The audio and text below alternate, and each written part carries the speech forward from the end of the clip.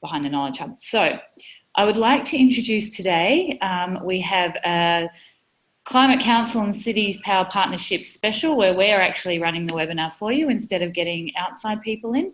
Today we have Dr. Martin Rice, who is the Head of Research, joining us, and we have our CPP media advisors, Fiona, Ivits and Victoria Fratin. I don't even know if I ever say your names right because I never say your last names. Vic and Fee. We've got Vic and Fee here who will be sharing their expertise. Now, I think Martin is going to start. Is that correct? So we're going to be monitoring Martin when he says flick the slide over. We'll do that from this end.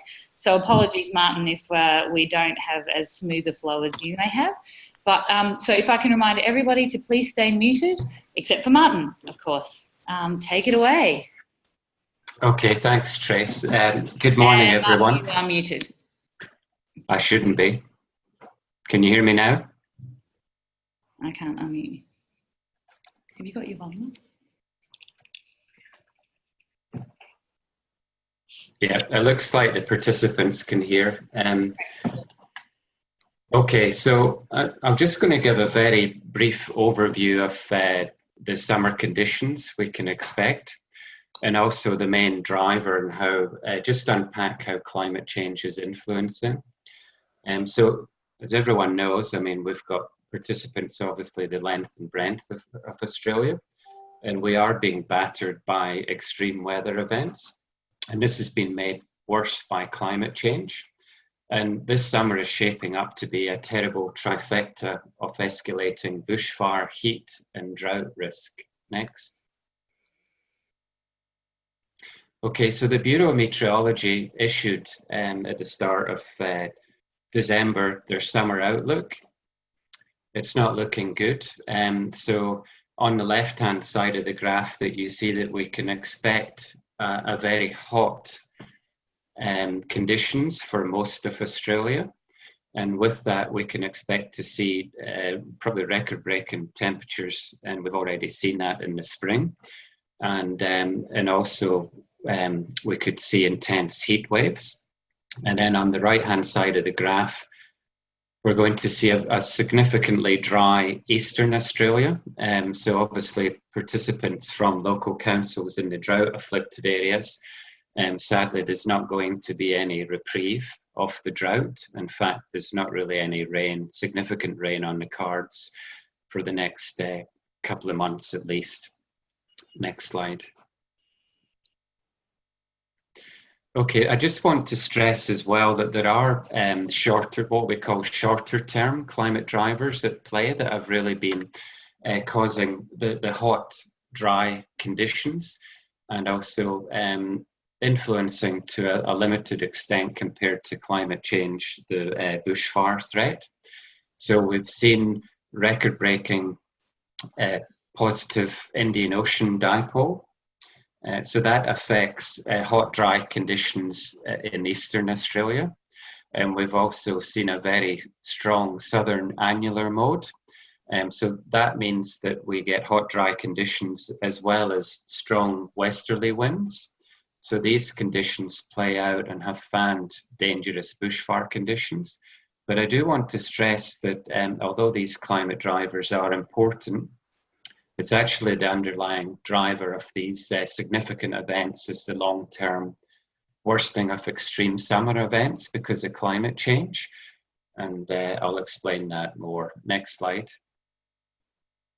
Okay, so the main culprit is the burning of fossil fuels, coal, oil and gas, as well as land clearing. So because of human activities, so burning coal for our electricity or transport and so forth, Australia's climate has warmed by about 1 degree Celsius since 1910, and that's playing out with significant consequences to Australians' their lives' well-being in the natural environment. Next slide. Okay, so what are we seeing? This, as I said, it's a long-term trend. So you might be wondering what's the difference between weather and climate. So weather is what we experience on a daily and seasonal basis, whereas climate change is actually over decades. Usually for climate science, we look at signals over at least 3 decades. So we've seen a long-term warming trend, and that's really accelerated over the past 30 or 40 years. 9 of Australia's warmest years on record have occurred since 2005. We had 2013 was the hottest year on record, and then again slammed in 2018. With the Climate Council, we've coined the term angry summer, and it has been angry over several summers the past few years, exacerbated by climate change. So we've seen record-breaking temperatures, we've seen prolonged and intense heat waves, and other extreme weather events. Okay, next slide. So it's quite straightforward. So as we burn more coal, oil and gas into the atmosphere, we have more emissions, and that drives up temperatures. So we have experienced record hot days, and they've doubled since the last 50 years. We also know that heat waves are becoming hotter, longer and more frequent. That's playing out in all of your jurisdictions with the CPP.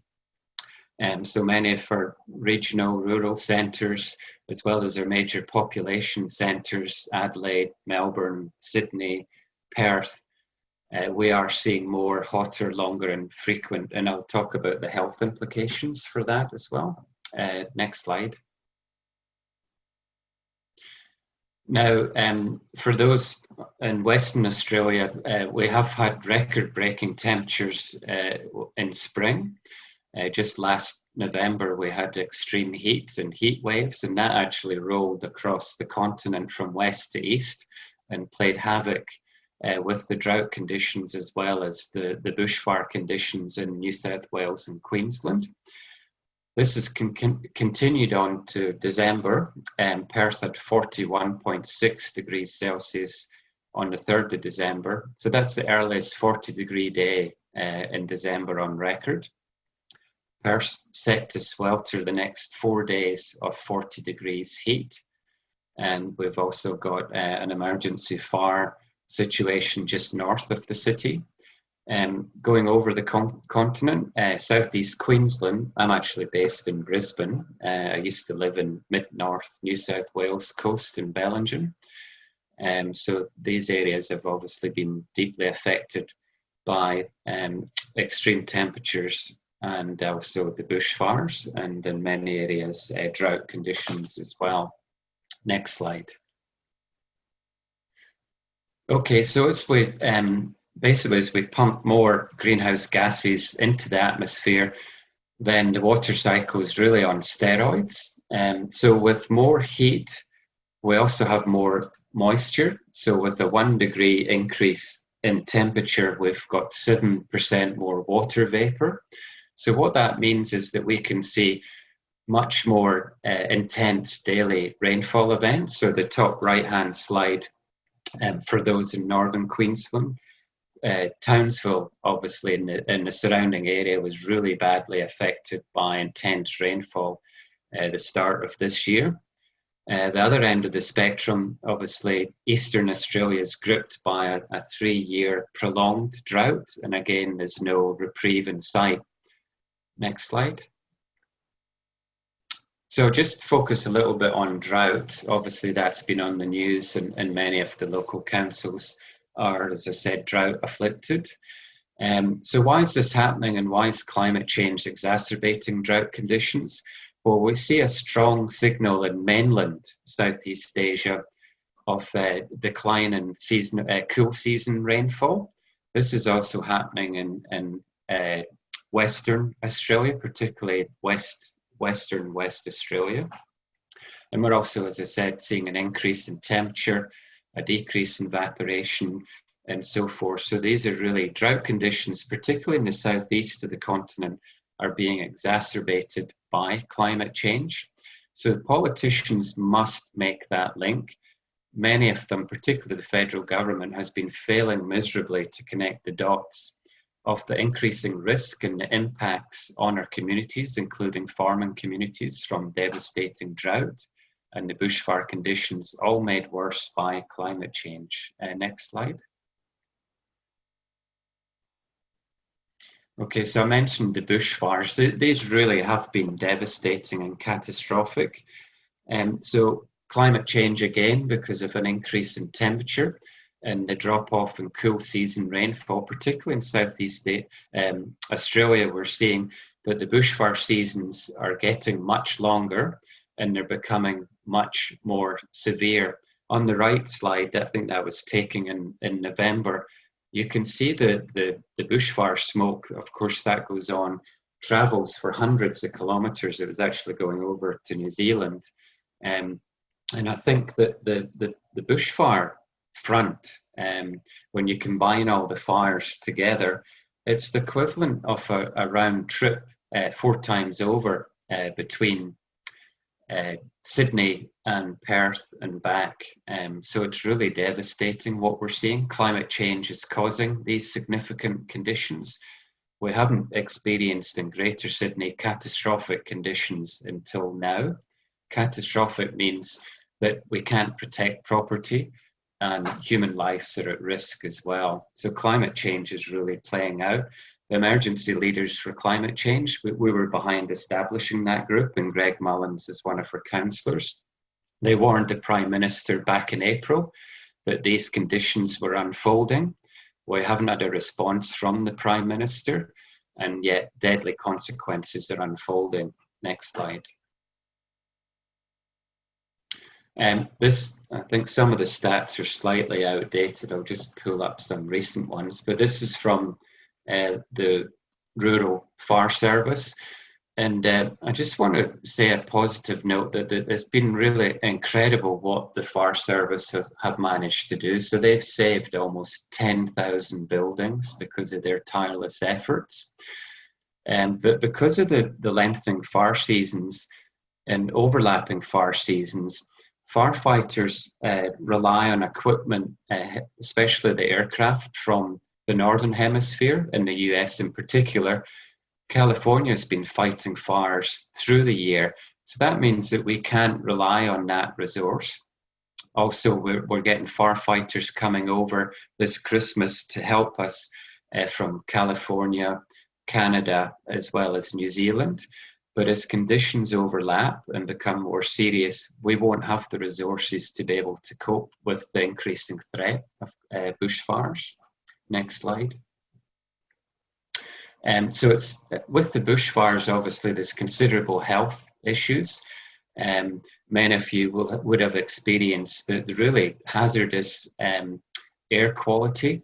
Greater Sydney experienced 10 times over the hazardous threshold. This has affected people with existing conditions, particularly lung, asthmatic, heart conditions. There's been a spike in hospital admissions. There's also been like fire alarms going off in offices in the Central Coast and elsewhere. So it's not just confined to Sydney, it's also many parts of New South Wales, Queensland, and so forth. So this is a health emergency as well as a climate crisis. Next slide. So as I said, it affects health and well-being of Australians. Heat waves are actually the most deadly extreme weather event, and they have huge impacts on loss of life. Prior to the 2009 Black Saturday bushfires in Victoria and South Australia, we had 500 excess deaths from heat wave conditions.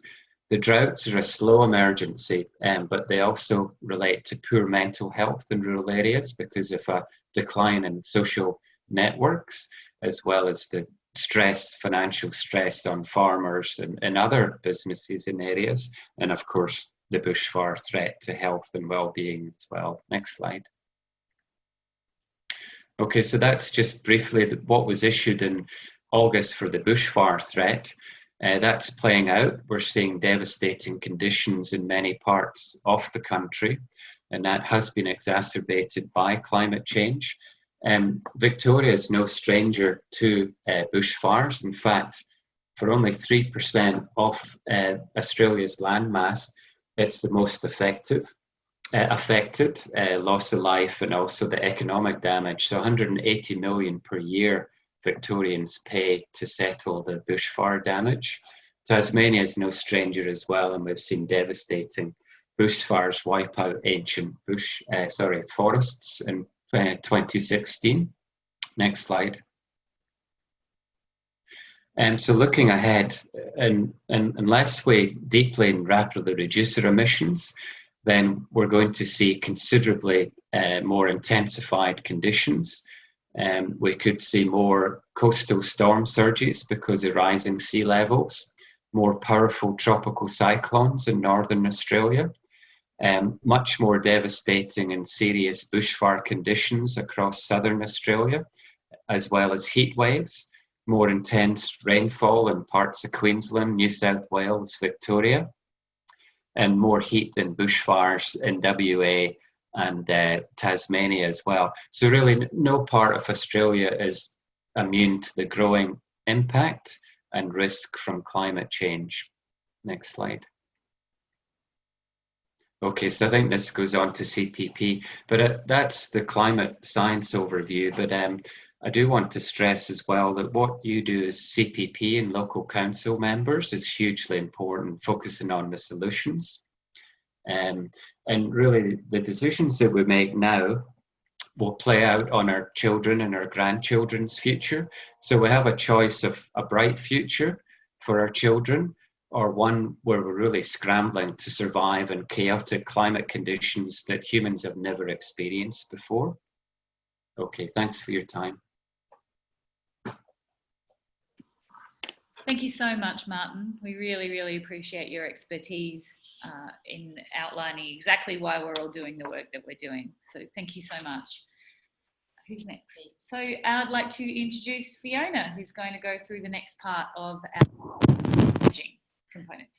Yeah, so Martin's presentation really kind of outlines why it's really important, particularly heading into this summer, that we're communicating around climate change, both to our communities and also sort of within our networks that are within councils. And so the next part of the presentation is looking just a bit of a brief run through of media skills and how you can use sort of a brush up on your media skills in order to communicate effectively around climate change before Victoria starts to talk about some of the specific messaging that we will be pushing out over summer and that sort of we've been sort of seeing has been effective over the recent months. So, let's go to the next slide here. So basically a few insights on the media. Interest in climate change re-emerged prior to the Paris Agreement. So it's something that journalists have been talking and thinking about for a while now. And it might actually surprise you, but for the most part, reporters aren't actually opposed to reporting on climate change. And in our work with the media, a lot of reporters tell us that they want to do more, but we need to find angles on what's new and exciting for them to cover and to make their readers and listeners and viewers care. So climate change overall is a complex and fairly slow moving issue. It's pretty much the opposite of an appealing story for news reporters. And even if they wanted to write a story about it, how can they find the people they need to make it interesting? So it's harder work to cover a climate change related story compared to one about, say, dog napping. Because, you know, if they've got sort of something that's got an appealing, immediate story that shows real people, they will go for that one. So a part of our job is to start to connect the dots with them around climate change. And to make their lives as easier as possible. So if we can do that, this increases the chances of the story getting up, of it getting a run, and of a reporter or a media outlet coming back to you for comment or other ideas. So what makes the news? There are many things that you and I might think are newsworthy that don't make the news. So most of the time, that's because it doesn't fit the formula of what news outlets are looking for. News doesn't just happen by accident. So an event or a situation becomes news because it fits a certain criteria. So broadly speaking, news falls into one of these categories. So it's either a new or developing story, such as, for instance, Hazelwood Power Station closure announcement. So something that's a bit different, so that you might be likely to discuss over the water cooler. So for instance, a carbon neutral brewery being built in Ballarat. something that involves conflict. So when there's blame being thrown around, and something that we've seen play out in recent months with the bushfires. Something that's emotive or feel good. So something that could involve fluffy animals or cute children, or something that's relevant to very large numbers of people. So if something affects every person, then it's a much bigger story than one that affects only a small segment of the population.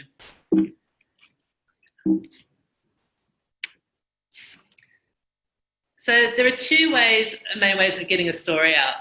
The first is that you create the news. So that's either reaching out to journalists in response to an external moment of what we call reactive media. So that requires you to be hooked into the 24-hour news cycle, and it's a very competitive media space. So if you're looking to kind of react to an external event, just know that you're going up against a number of different outlets from different sides of the debate who are also wanting to get their point across.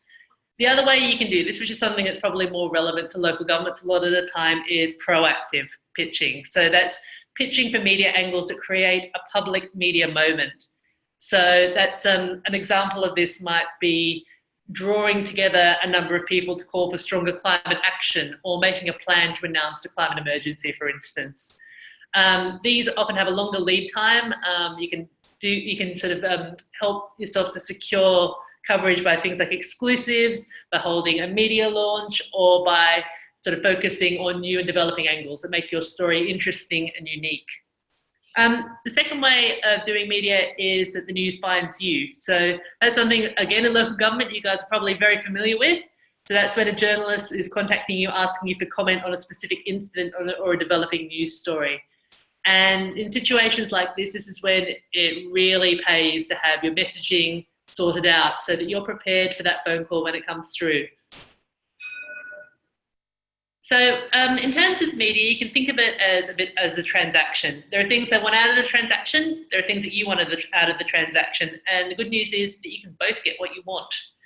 So you might want to, for instance, raise awareness of an issue with your public, encourage them to take action, promote yourself or your organisation in a positive light. And the media might be after an interesting story that's relevant to their audience. Good quotes, pictures, footage that really grab readers or listeners or viewers' attention.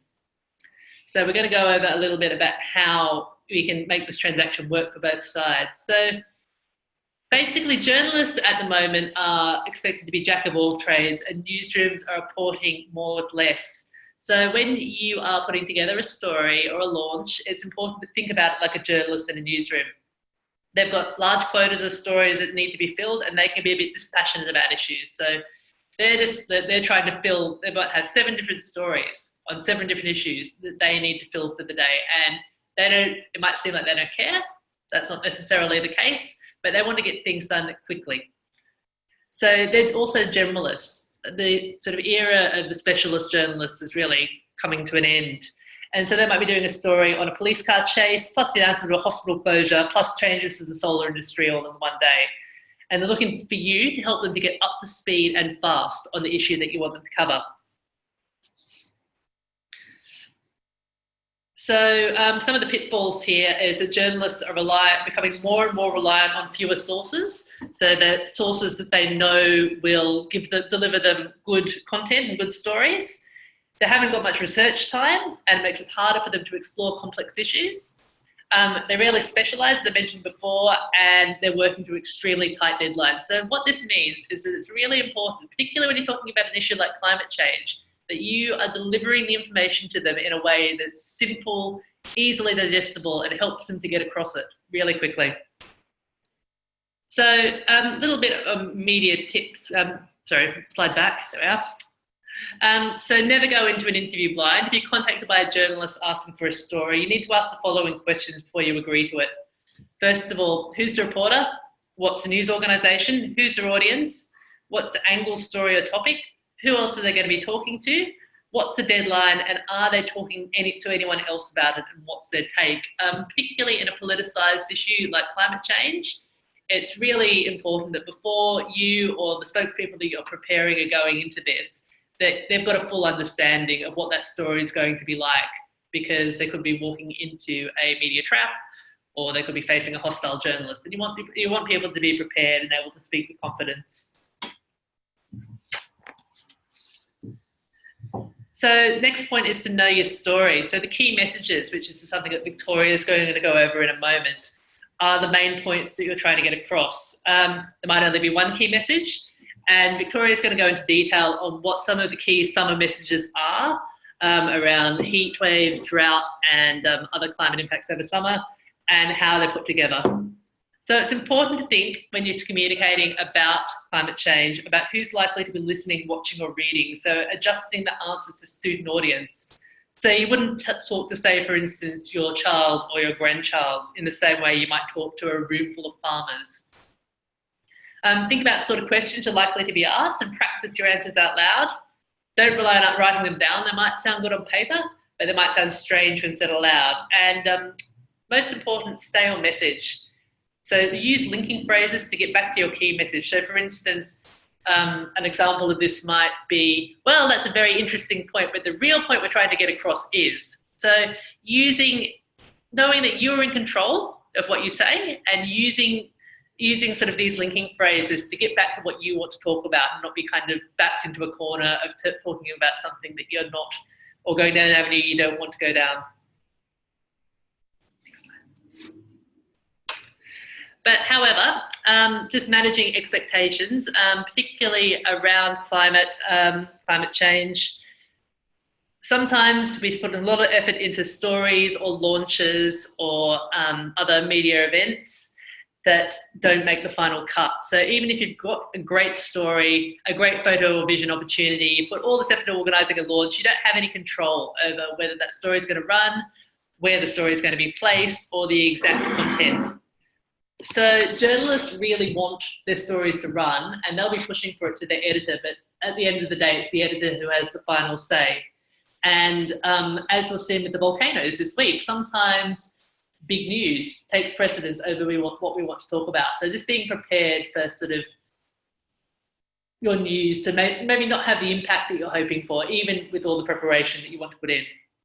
So I'm going to hand over to Victoria now, who's going to talk about some of the key messages over summer and some of the most effective ways that we've found to communicate around climate change issues.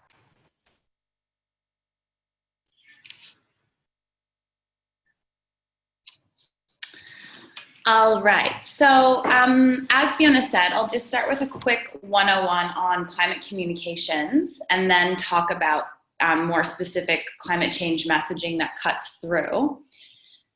So at the Climate Council, when talking about climate change communications, we want to make the problem relevant.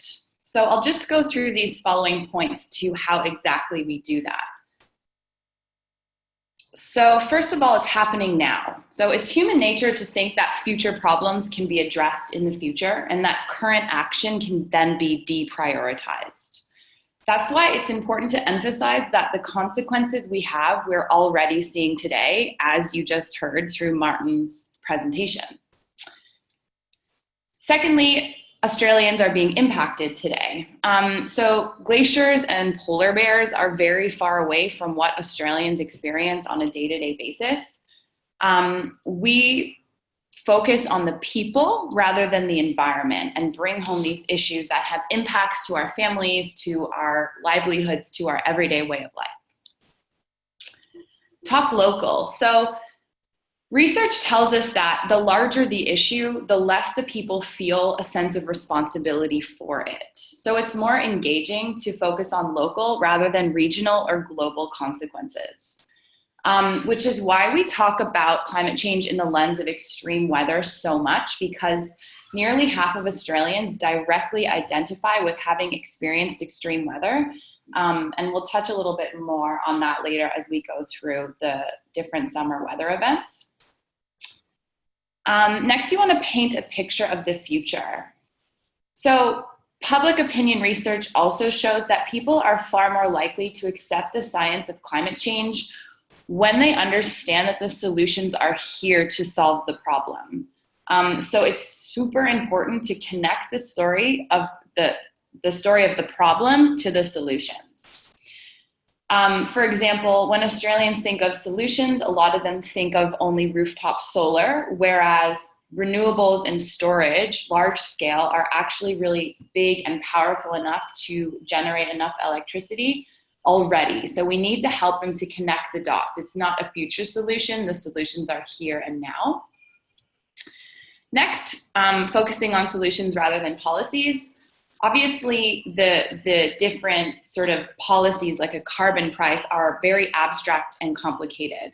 So rather than discussing the nuances of that, if you can take it out a step and talk about the solutions, such as this renewable power, it can sort of hone in and make it more understandable to the public rather than all the little policy ins and outs. And then lastly, there's a place for everyone in solving the problem. So it's really easy to feel helpless as an individual on how we can make a difference. That's why it's also important to demonstrate that the solutions are available and the ways in which the community can engage in those solutions. And that's really powerful from a local government perspective. You're leading on these solutions and taking your community along that journey is really important. And then, as with all communication, the key to communicating climate change is clear messaging and repetition, repetition, repetition. So now let's just touch on what not to do. Firstly, avoid reinforcing false debate and language of belief. So there is no debate about the science of climate change. It's objective fact. 97% of the climate scientists agree climate change is happening. If you continue to cast false doubt on the science and give an impression of a debate, it prevents the conversation from moving on to action. So we simply present the problem as an agreement so that we can shift the conversation to solutions. Further, comments like climate change is real reinforce the idea that climate change is based on belief rather than scientific evidence. So just assume that most people broadly agree, and then you can get on to explaining the impacts and solutions. And then lastly here, to negate a myth can reinforce it. So when Richard Nixon said, "I am not a crook," he did not dispel the idea, he reinforced it. Unfortunately for Richard, there was some truth to the allegation, but climate myths, on the other hand, are not true. The same logic applies though. Negating them can simply reinforce them. Don't repeat the myth, simply advance your case without repeating their narrative. So for example, if you're attempting to rebut that the federal government's message on renewables aren't reliable because sometimes the sun isn't shining and the wind isn't blowing, which we hear time and time again from them, you would not say, it's not true to say that renewables aren't reliable because the sun isn't shining and the wind isn't blowing. You would in fact just say, renewables with battery storage are reliable and can provide electricity on demand 24/7. Australia is one of the sunniest and windiest nations in the world, so solar and wind energy just makes sense. So you just lead with your point, you don't re-say their myth. All right, so what are some key messages for summer? So I'll go around some general ones for the summer, and then sort of drill down into the different extreme weather lenses that we can take. So overall key messaging for the summer, this summer, Australians' lives are at risk due to extreme weather like heat waves, bushfires, storms, and drought. Climate change is making extreme weather more dangerous by making fires, heat waves, droughts, and storms more intense, and Australia is unprepared. To keep Australians safe, the government must urgently stop mining, exporting, and burning coal and gas and properly plan for climate-fueled extreme weather. So those are three general points that we are trying to get out this summer to draw that connection through the extreme weather lens to the public. So to reiterate, when speaking on summer hazards, we want to drive home that this extreme weather is not only happening now, but it's going to get worse. We want to tell the stories and the impacts of the people and communities as a result of this climate-fueled extreme weather. And then we want to highlight the specific health, economic, and well-being impacts of this to drive this message home. So now I'll drill down to 3 different extreme weather events. So I'll start with bushfires. Bushfires in Australia have become more frequent and more dangerous. Australia is now facing a new normal of year-round bushfires. The intensity, severity, and frequency of fires is increasing, and fire agencies are struggling to cope. Bushfires have a major negative impact on public health, the economy, and the environment. And lastly, the government must develop an urgent plan to prepare Australian communities' health and emergency services for escalating fire damage and rapidly phase out the burning of coal, oil, and gas, which is driving more dangerous fires. And then just one quick note, what not to say when speaking on bushfires. Climate change doesn't cause bushfires, it influences them. So the majority of fires are started by arson, but the fuel and weather conditions in which they're taking off are influenced by climate change, as Martin alluded to. Next, we'll talk about extreme and heat waves and extreme heat key messaging.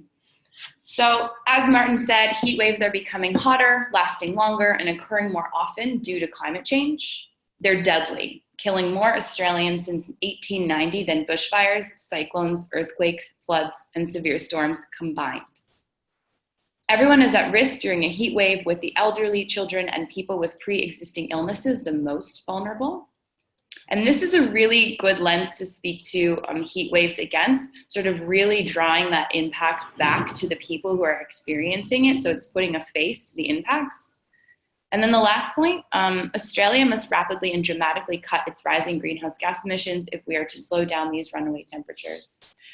And then just a quick note on what not to say when speaking about heat waves. Again, climate change does not cause a specific heat wave or a hot day. Rather, they are becoming hotter, lasting longer, and occurring more often due to climate change. And then just one quick note. As you'll see in the news, when the front page of the paper is talking about heat waves, you often see the image on the right, bikini babes cooling off in the pool or in the ocean.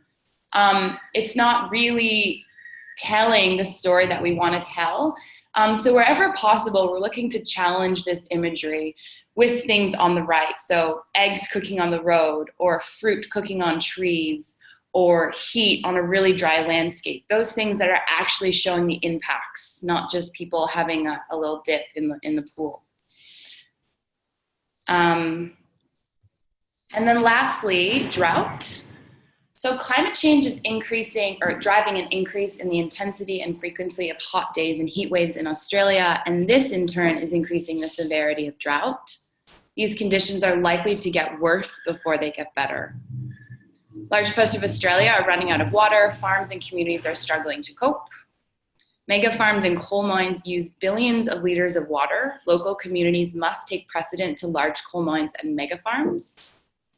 And lastly, the government has failed to prepare Australians for this drought. They have failed to address the symptoms, the lack of water, or the cause, the burning of coal and gas, which causes climate change. And then again, talk about this in terms of how your community is experiencing the impacts of these droughts. Again, what not to say. Don't say that climate change is causing the drought. It is influencing the drought and exacerbating the impacts.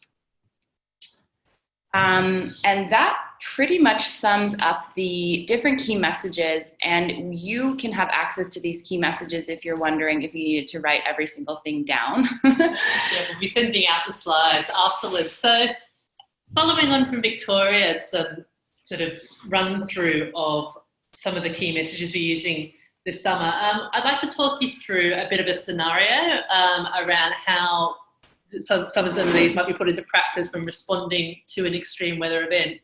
And we're actually drawing on a real life example here. There we are. So basically, imagine, for instance, that there's a bushfire that's threatening homes and properties in your local area, which is something that many of you will have been experiencing in the past couple of months. So looking at this from a media and communications perspective and talking around climate change, how can you use the media in this situation? You could use the media to cement the argument that the costs of the fires on people and property have been aggravated by climate change. And to do this, you're spelling out the impacts of individuals and community resources. And you can use it to demonstrate that climate change is hurting people now and more resources will be needed to put the fires out and to help people recover. And finally, to shift the blame from the blame game that gets cast around about farmers and grazing in national parks and politicians through to the root cause, which is the burning of fossil fuels. So taking it back to the issue that needs to be addressed. So I've come up with a list of potential key messages that you might use here. This is a long list. You wouldn't want to be going out with all of these at once, but have a look through this list and some of these might resonate with you. For instance, climate change has aggravated these catastrophic fires and people in my community are angry. As a leader in the community, I've seen the pains it's causing people right now. This costs not just to property, but to people's lives. We might need state and federal government to properly resource local councils to address the fires, the recovery, and to enable us to fight the next fires. Climate change has aggravated these fire conditions. It's hotter, dry, there are more extreme fire days than there used to be. These seasons are putting pressure on our fire services and reducing the number of opportunities to do fuel reduction burns. Bushfires are more deadly and more damaging than they used to be, and Australians are paying the price. We urgently need more funding for emergency services and action to address the escalating water crisis that heightens fire risk for many regional towns. We need the government to recognise that this is a climate emergency and they need to act responsibly to keep people safe and that all Australians have a right to be safe. So again, sort of some of the, knowing you guys know your community the best, have a think about sort of which of these sort of messages might resonate with them and which might resonate with the audiences that you're trying to get across to. So the next stage in responding is to develop your approach. So think about what your asks might be. So for this example, the asks that we had, that the mayors we were working with had, were to prepare the community for the escalating threat of bushfires, to fight the fires, recover and prepare for the changed conditions caused by climate change, and secondly, to tackle the root cause of the problem, which is climate change, which means the urgent phasing out of fossil fuels like coal, oil and gas, transitioning to a renewable-powered, low-carbon economy, calling this an emergency and acting like it. So those were the two key asks that were sitting behind this messaging around fires. When you're working with a situation like this, a highly politicised situation like bushfires, you need to take care of the engagement with the government and politics. So, acknowledging that there's been failings at different levels of government, but not dwelling on them and avoiding inflammatory language. So the tit-for-tat that we saw between Michael McCormack and Adam Bant during the fires in November was hugely unhelpful to the debate and actually stalled and diverted people from talking about the real issue. So we want to rise above that. We want to be constructive and future focused, not playing politics. Also, take care with the science. So as Victoria and also Martin touched on, climate change isn't the only cause of unprecedented bushfires, it's one significant factor. So we've got a briefing paper that will circulate along with the slides from this that will talk you through the science of fires and how you can talk about that in a way that's constructive and true to the science. And again, as Victoria touched on, avoid repeating the negative narratives. So negating a statement is to reinforce that statement and instead advance your own messages. So for the next slide, I've just put together a bit of a messaging grid that sort of shows you, I won't talk through this whole thing, but it just shows you how you might put together a bit of a communications plan around talking about a fire event. So you've got your three key, you've got your audiences set out and your three key messages. So if climate change has aggravated these catastrophic fires, the catastrophic fire events hurt regional communities and that we need more resources to respond to the new type of fire threat. I put in some quotes. So for instance, a way to that go with each of these messages. So for instance, these fires are unlike any we've ever experienced, with areas catching light that have never been burned before. Our emergency service crews are doing a magnificent job, but everyone is worried. So that's kind of bringing home, there's a personal impact there. It's talking about what's happening in your community, but it's also talking about sort of the fact that sort of the fires and the fires are unprecedented, they're not normal.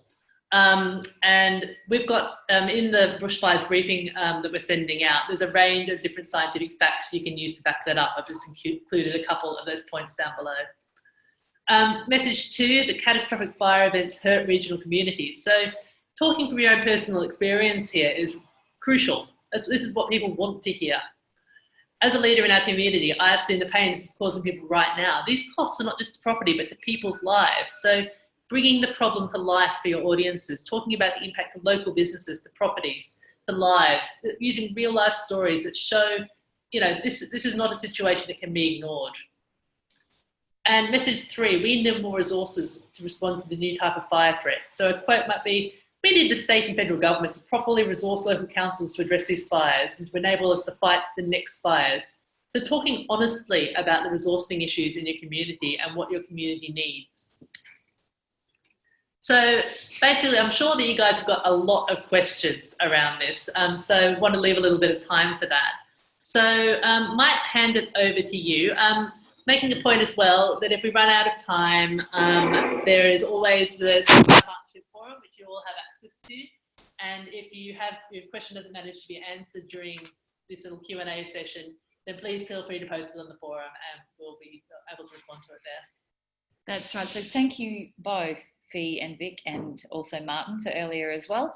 What we'll do is please feel free to unmute yourself to ask a question, but if you don't want to or you can't for any tech reason, chat the question through.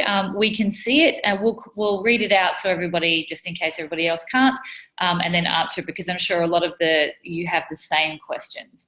So is there anybody that would like to put up their hand for the first question?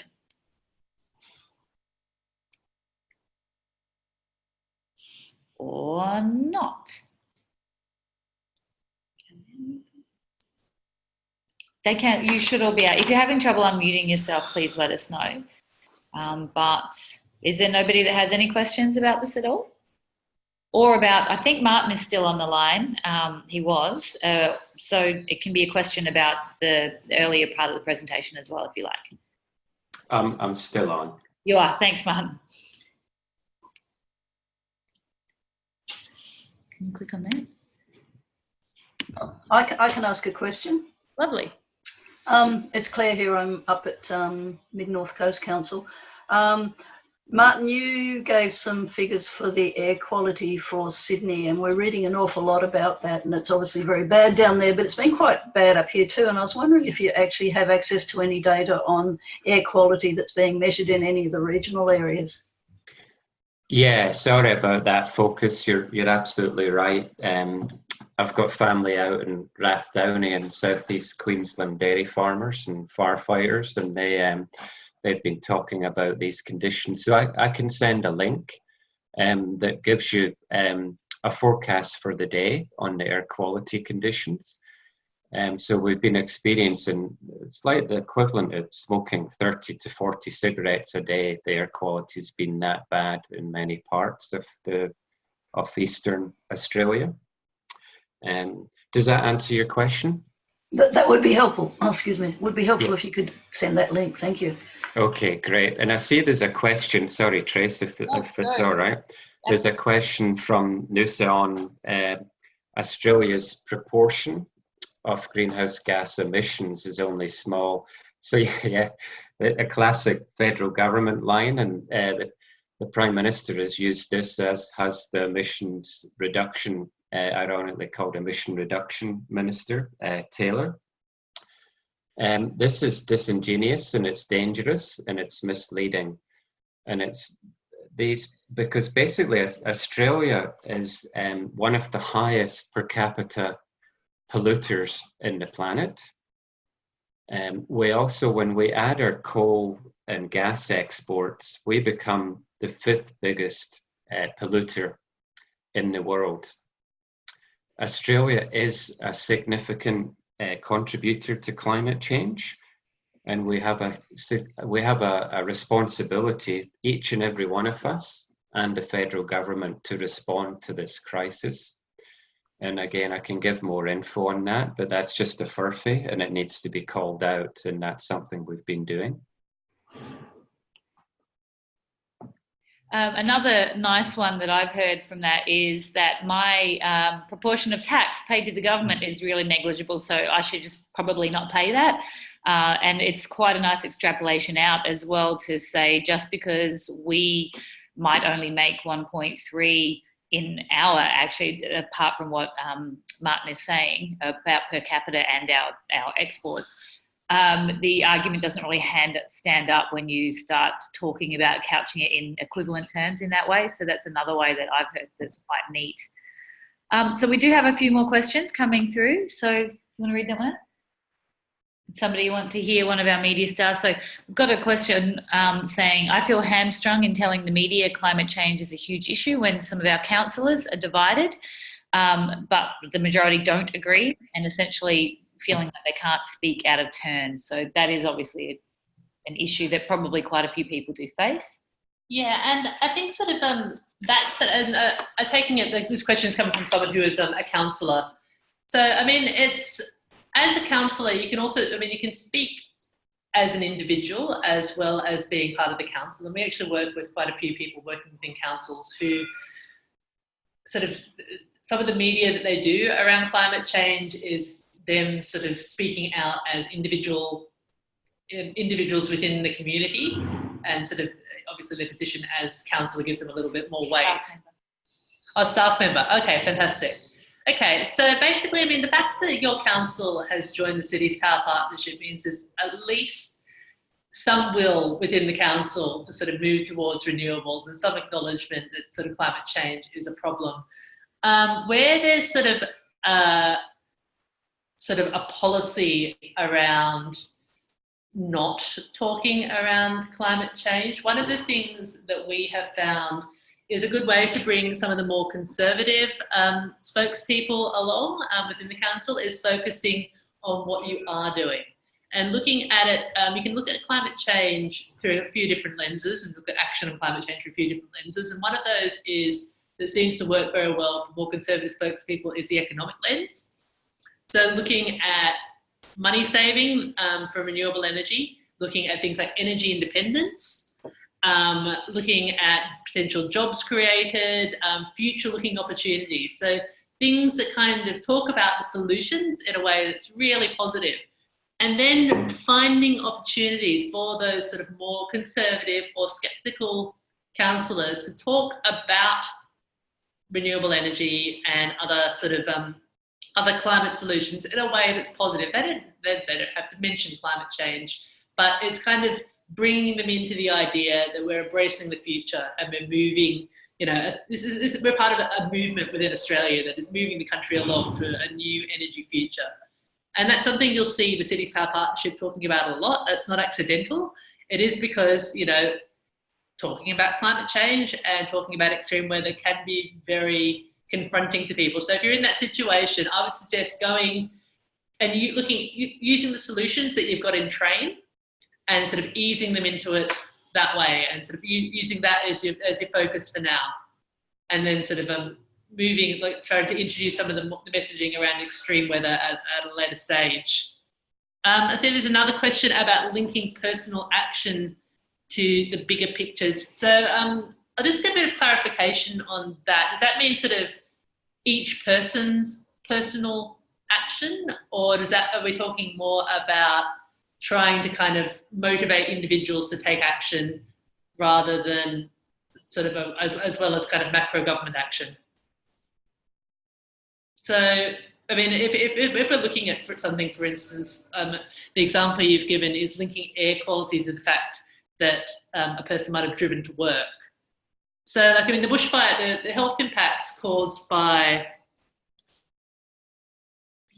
emissions from vehicles are obviously sort of, there's something that's escalating, there's something that needs to be addressed as an issue, but the air quality that is caused by these bushfire smoke is off the charts. Like, Australia is experiencing worse air quality than some of the biggest and most polluted cities in the world at the moment. And so at the moment, like, our big air quality problem throughout most of Eastern Australia and also parts of Western Australia as well is bushfire smoke. And so I think sort of, if you're worried about sort of a journalist trying to trap you around something like that, it's not really something that sort of is coming up. Like, people are focused on sort of the issue at hand here. I mean, individual actions are important, obviously, but I mean, I can send around some messaging as well around, so that has been used recently around flights. So sort of a lot of people have been sort of called to task. For instance, an example might be from City of Sydney being called to task by Angus Taylor about the amount of flying they may or may not have done. And, you know, it's sort of, I think sort of using some of the deflecting and bridging phases to bring the issues back to what you're talking about is important. Yeah, and we'll send through some of that messaging on flights as well, and sort of what the comparison between, for instance, a person flying to for instance, a climate change event versus, you know, a lack of investment in large-scale renewables, and sort of how they're basically two very different issues. We've also got a question on climate emergency, which we'll try to get to. Sorry, Martin, to cut you off. Just letting you know that we can probably go over a little bit over time if everybody is keen to stay on for an extra 5 minutes or so. Sorry, Martin, what were you going to say? Oh, just very quickly, yeah, we've got a climate action toolkit from the Climate Council that we can share. So everyone has a responsibility, and we have opportunities to reduce our footprint, whether it's how we travel to work or school, our diet, the banks that we use to finance our mortgages and so forth. So there's many opportunities, and that's the empowering thing. We have an opportunity, and we have the solutions at our disposal as well. That's right. So yes, we'll link that through, just so it is on the Climate Council website, but just in case, just for ease, we'll send that around as well. So we did have a question that I want to go back to that was a little bit back further, saying some councils are reluctant to declare a climate emergency because they see it as a risk taking on liabilities. How do you see your response to that? I have a response, but I'll let you guys talk from a media perspective as well. If you have something, or yeah, I mean, the climate emergency thing is, I mean, I think it's a hugely important part of the Australian public debate. It's obviously a message that's had a lot of resonance with a lot of different people, and as you can see, the way it's taken off around the world, I don't think it's the only way for a council to approach climate change. I think it's something that's going to work better for some councils with certain types of residents and certain types of kind of community around them, and it's not going to work for everyone. So I would say that sort of where there is reluctance to declare a climate emergency, sort of focusing on what the council is doing, and sort of and kind of pushing those sort of narratives along. The council is actually taking quite a lot of action on climate change. It's sort of, it can be just as effective as declaring a climate emergency in some respects. While it is a huge step to take that sort of take the next step and go into declaring a climate emergency, I think it's really important to kind of remember it's not the only action that a council can take to show they're really committed on climate change. That's right, but Noosa does make a really interesting point, and which is the point that I would have made as well. They've said, we found that some people are moved over the line in response to the notion of legal liability, such as failure to uphold the council's duty of care.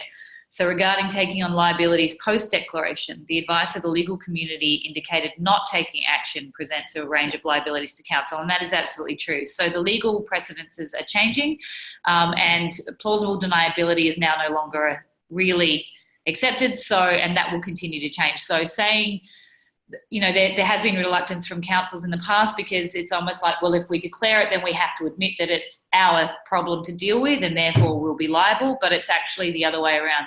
Pretending you don't know is not something that you can actually do anymore. So there is much more legal liability in not necessarily in declaring climate emergency, but in not taking adequate steps. It's no longer a defence. So, and that's only going to increase. Yeah, we've been running sort of a few different climate risk events and sort of communications sort of things over the past couple of months, and it's something as Australia we're looking to develop further in the next year and going into our summit as well, because it is something that people will need to get across very quickly because it is an unfolding area of the law. So we have a couple questions as well on and two new topics. So we'll probably have to leave it after these two because otherwise we're going to keep going all day. But one of them was a question around a recommendation around having a discussion around a managed retreat as a long-term message being prepared. And in a similar way, the next question was, communities dealing with severe drought are in a survival mode, only dealing with day-to-day issues in order to survive, which is obviously very understandable. What would be the best way to approach climate change discussions when a community is focused on day-to-day survival? So they're two separate issues, but I don't know if anybody wants to jump in on either of those, or if Martin, if you have any comments around managed retreats as well. It's maybe a slightly different conversation, but it's quite specific, but it's still around messaging. So I don't know, that's a bit of a grab bag of two different questions there. I might go for the drought question, actually, just because I'm not quite clear on sort of the managed retreat thing, and I think we can look into that and deal with sort of send some information on that later. But in terms of the drought, we deal with a number of individuals who are living in severe drought conditions. So one of the groups that the Climate Council works with pretty closely is Farmers for Climate Action. And so people who are living daily the reality of a drought on a rural community. And interestingly, we've found that sort of those people are the ones who want to talk about it the most, because they're the ones who've got the most at stake. They want to talk about the fact that Sorry, keep talking. It's just relevant. Yeah, basically, like the people who have the most to lose and who feel that they're not being heard on this issue at either a state or federal level are often the people who actually want to see their local government taking leadership on it. So it's the farmers that we work with are hugely passionate about talking about climate issues and drought. And these are not people who come from a traditional green, progressive, left background. They're people who often haven't really engaged with that side of politics or the debate in any way up until they've been confronted with the reality of an ongoing drought that possibly will not get any better. So I think sort of being honest with the community, being open with them about sort of the climate impacts, about water issues, about what your council is doing about it can actually be hugely helpful, and it can really it's a real way for you as local leaders to show leadership and to rally the community around an issue and show that you are prepared to stick your neck out and take action on it. I mean, I know that that's sort of a bit easier said than done, but it is something that we have seen sort of time and time again, that where sort of people are prepared to kind of stand up and say something, that the community will often rally around them. Yeah. And I mean, and I'd also say as well that, you know, we are available to give any kind of communication support that you might need, particularly for sort of specific regional impacts in your local area. We've got sort of a lot of contacts in the farming community and in regional areas as well, if sort of for additional support that might be needed. So yeah, that's right. So you don't need to wait. It's just a point for those who are still here. You don't need to wait for us to put something out for you to take. Like, if you need help and you've got a specific question, whether it's about, you know, opening a discussion on managed retreat or talking about climate in the midst of a bushfire or a drought, like, let us know. That's why we're here. Feel free at any point to email us or call us and ask for extra assistance on your specifics. Obviously, we can't do that for, you know, 100% of the time, but we will always respond to you. That's why we're here.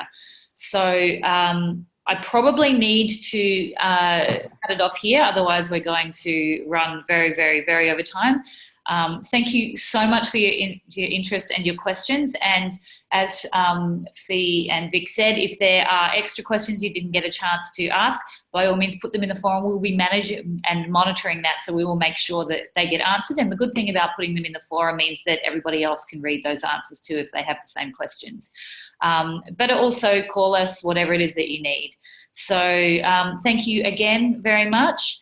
And we will talk again to you very soon. I think we've got a newsletter coming out soon. Is that right? No, we don't. We don't have a newsletter coming out soon, so we won't talk to you via that. But we will be in touch soon. So if we don't speak to you again, have a lovely Christmas break. And we will hopefully see you all in the new year. Thanks, guys. Bye.